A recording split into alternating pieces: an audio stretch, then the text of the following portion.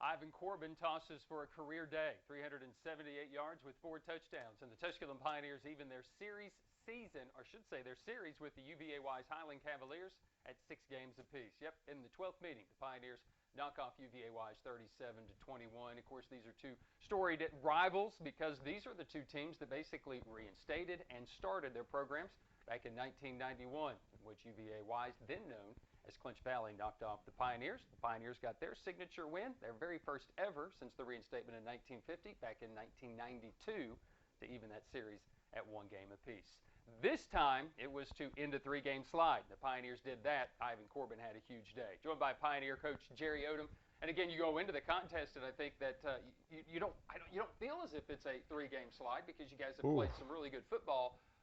But you have to look at those wins and losses, and you guys come in, and they set a tone early, and I think it was getting acclimated to the set. But, boy, you had to be really proud about the way you guys responded and then held on down the stretch, too. Yeah, it definitely felt like 3-game slide to me. I mean, close is only good in horseshoes and hand grenades. But we were able to finish this game, and we didn't start off well, especially on defense. We came out, and I think, they're really tempo. They're high tempo, and we just didn't play well in the first series, and they made some plays. Give them credit too. But once we settled down, I felt like other than 1 or 2 drives, I thought we played very, very well on defense after that. We made them earn everything they got. They've got 3 really big receivers, and I thought we did a good job giving them different looks, press bail, press, come off, play a little 2, try to change it up a little bit, but I thought our corners did a really good job of being physical all night. We did a solid job against the run, and we got after the quarterback enough that we helped ourselves. A game that was billed to the top passers in the league, as Lyndon Redwine was the number 2 passer in the league. Ivan Corbin was the number 3. Of course, they threw the ball well. Lyndon had good numbers, but boy, Ivan sure did. He picked out a target, and he found Derek Wright, and that's good to see. Yeah, Derek Wright played very well. Could have had another one, I mean, did drop one, but played very, very well. I thought they had a good game plan. Those throws have been there. Ivan's getting more comfortable. I thought he played well, had a good game overall, and I was very happy with the way our offense played. They started off a little slow too, here and there, and then once they got going, they really played well. I think from second quarter on, they played very, very well. It was a game also billed to the top sackers in the league, as Nelson Luis for the Pioneers, Joel Burgess for UVA-wise, and Nelson got his. And I really felt like getting after Lyndon was a thing, and you even mentioned that if we can get him off the spot just a little bit, then I think we've done a good thing. And you guys did do that through the game. We did it some. There's no doubt about it. I felt like we figured out a little bit of maybe how they were doing their protections and try to have some games of stunts that were tougher on that, what they were trying to do. I didn't want to blitz a whole ton. We didn't blitz a lot, just because they do such a good job of their little compressed snag and stick routes. It's like multiple crossers and things like that in certain areas in one zone, and it's hard to blitz that sometimes if you are playing like a 303 deep concept or even a 1 high you get rubbed. So I think it's we did a pretty good job up front. I think we could have done a little bit better at times, but for the most part, I was happy with that. Let's take a look at the highlights, Tusculum and UVA-wise, as the Pioneers do win 37-21. We'll pick up the highlights after the Pioneers have watched UVA-wise be able to go down the field, and they did score. So the Pioneers have it, and they're actually trying to respond, and it's an opportunity for Tusculum, like we say, getting acclimated to the first series. And I think you got acclimated to that first series. And then, offensively didn't start out clicking on all cylinders right away. I'm going to show the one mistake I think you could say for Derek, but then after that, boy, he sure did atone the rest of the day. Yeah, he played great. I mean, we got a little pressure there. Nice job, Ivan, avoiding the pressure, throwing one right on the money, and just, we didn't catch it. Then comes back and went for it, I believe, here on 4th down, and they did a nice job covering the concept we had called. Didn't get it. Had to go on to the next play. Second quarter, I think we pick up the second quarter now, get a pick, come after him a little bit, play a little press bail. Really good job by Jordan Taylor right here. Gets his interception. We got to do a better job of blocking the intended receiver there. Those guys create fumbles, and you don't want to make a great play and fumble. But I thought that was really good, and then we're able to come back. Got a little motion with Burke right there, Tyler Burke. hit you on a crossing route right there. He's getting better and better.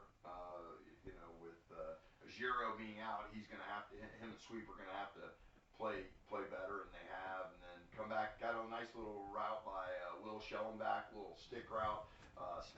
Snapped it back across his face and got a nice throw and catch for a touchdown for the first one. Missed the extra point, so now it's 7-6. So the point after again, no good, 7-6, and then defensively, I think your defense really set your offense up nicely. Yeah, well, we had we did a good job not jumping outside. They do a great job of hard count. We did blitz there. We were able to get home on that blitz, set up the offense, a little bit, get a nice RPO right here.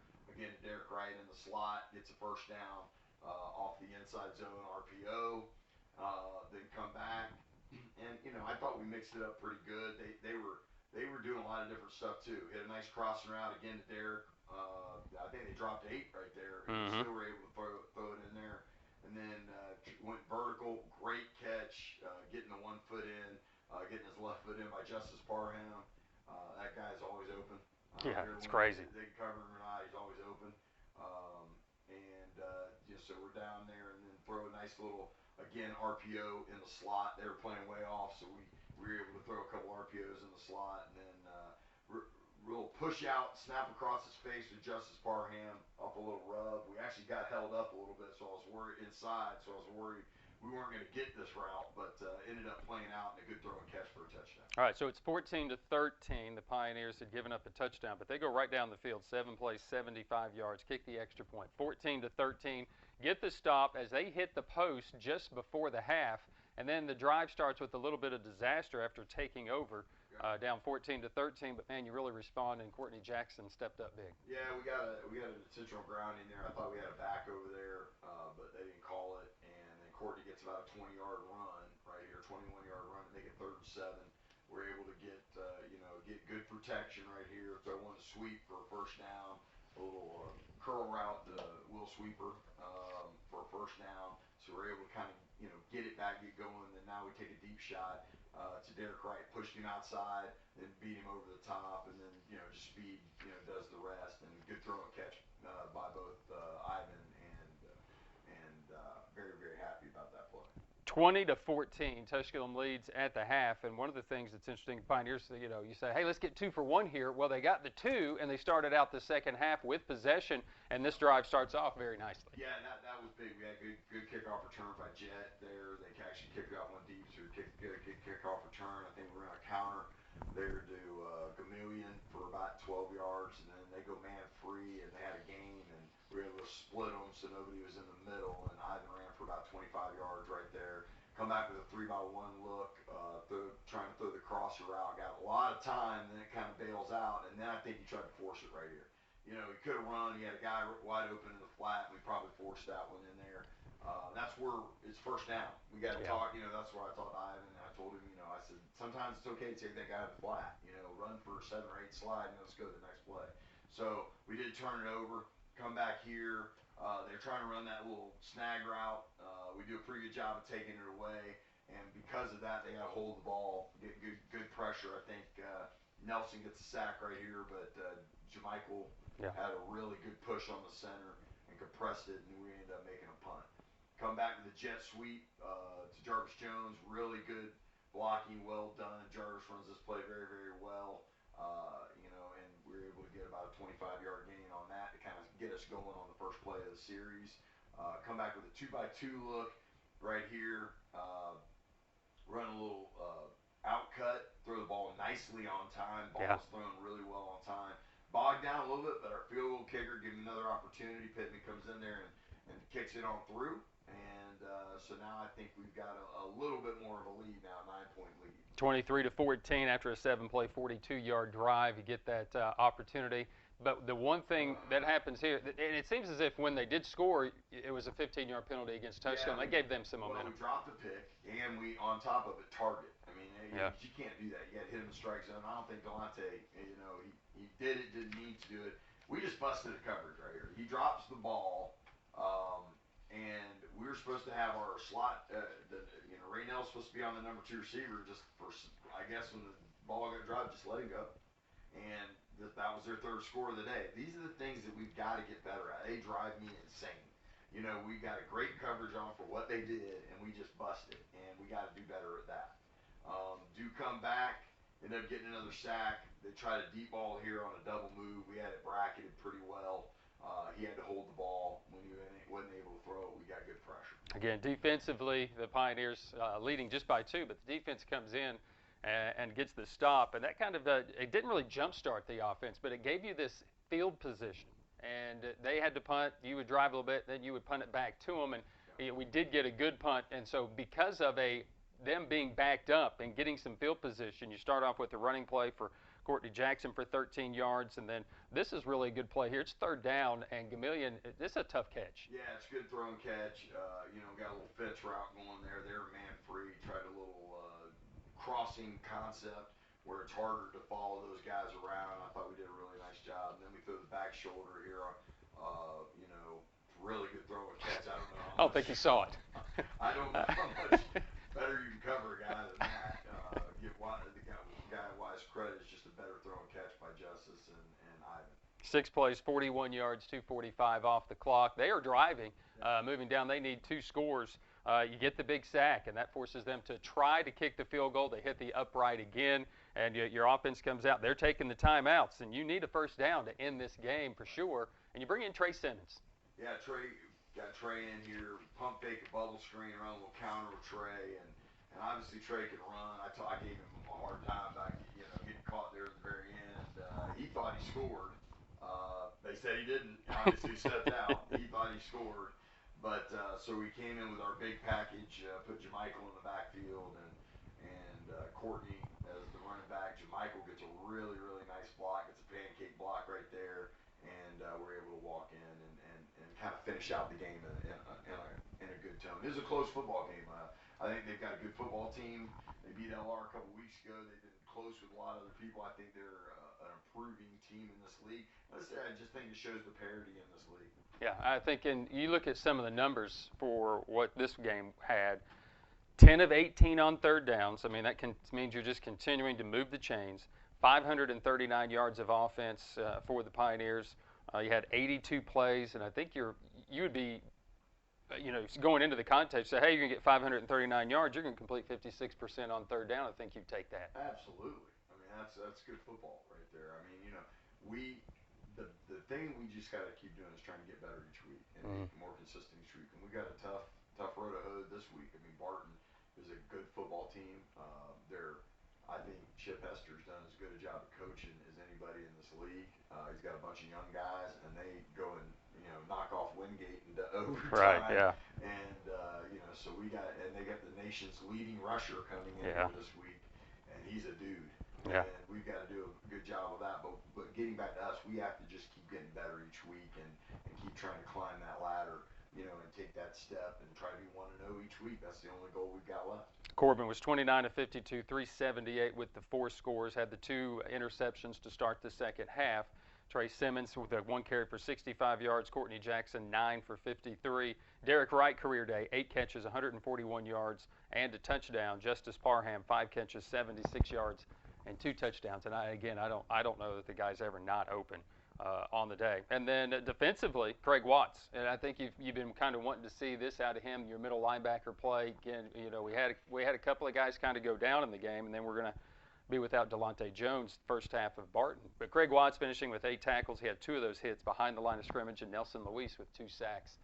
And again, I think a complete game for your team. Yeah, Craig played his most complete game. I don't think there's any doubt. He came back off a knee injury and played very, very well. And I think him with the emergence, like Chris Stevenson didn't play as much last week, but he'll play a lot this week.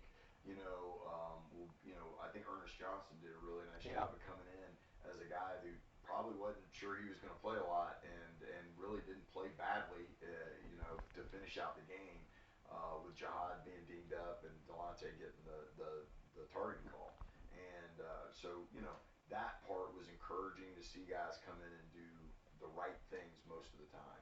And young guys at that. And we've just got to keep growing with that. A Pioneer team that knocks off UVA Wise 37-21. We turn the page a bit as the Pioneers get that victory and look ahead to homecoming 2021 and the Barton Bulldogs. And Barton Yeah, and I think you said it best during the radio show the other night. They kind of got off to a slow start against Newberry, but they figured it out. And I think the spring has helped this team as good as just about anybody, maybe even in the nation. Well, you look at what they did in the spring. They got thumped pretty good by LR. They got thumped pretty good by Wingate, and then all of a sudden you see the improvement. Like Wingate beat them 56 to I don't know 10 or something crazy in the spring, and then they come back and beat Wingate in overtime last week.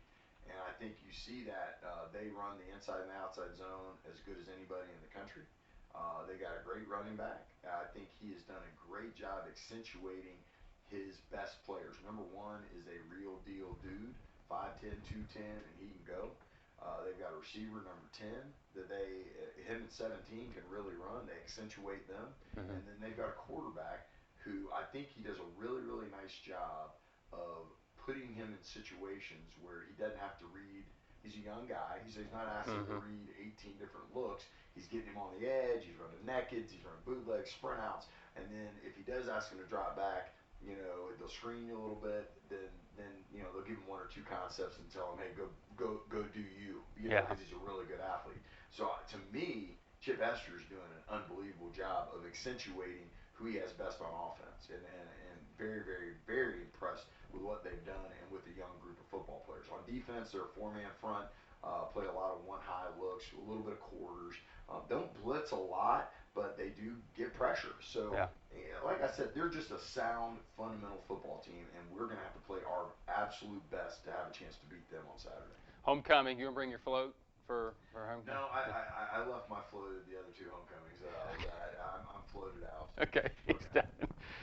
Pioneers Knockoff Wise. Join us this Saturday for Homecoming 2021. We'll be inducting Aaron Clarity into the Sports Hall of Fame. Get a chance to see AC go in there as well. Lydia Taylor-Pankey, along with Brad Hawkins, will be going in. That'll be after the football game, so come enjoy the great festivities, the game, as the Barton Bulldogs in their very first visit to Pioneer Field. Not Chip Hester's first visit, as the former coach at Catawba will be here this coming Saturday. Our coverage will begin at 1 o'clock. Kickoff will be at 2 o'clock. You can watch it through the TusculumPioneers.com webpage, find a football schedule page, and click watch or listen as well through Jewel 955, that's 95.5 FM, right here in Greenville. Coverage at 1, kickoff will be at 2 o'clock. For all those involved with the Pioneer Football Show, Dom Donnelly, Jim Miller, he's Jerry Odom, I'm Brian Staten. Until next time, go Pioneers.